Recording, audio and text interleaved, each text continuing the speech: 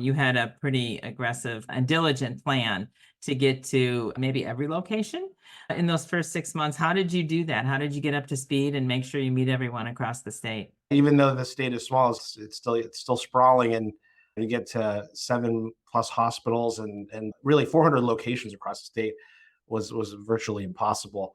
But the first 6 months was really my focus was listening, learning, and leaning in, and that was really my objective.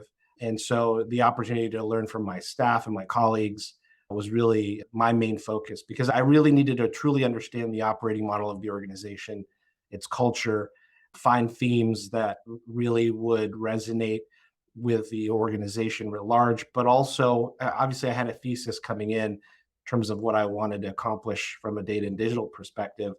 But you can't just sort of force feed that thesis or that strategy. You really need to understand what are the pain points and the needs of the organization. What's the change management look like? And so those are the kinds of things that I was sort of looking for.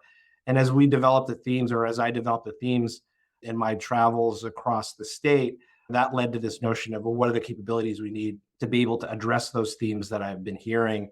And then, of course, once you understand the capabilities, what's the structure look like? And then, therefore, the overall sort of form and function kind of evolve. And then you start to understand who are the people that are on your team? What do you need?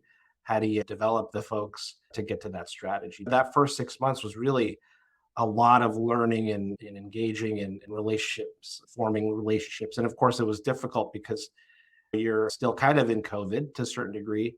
But at the same time, that was sort of a benefit because people were so now used to having Zoom meetings. And so Mhm.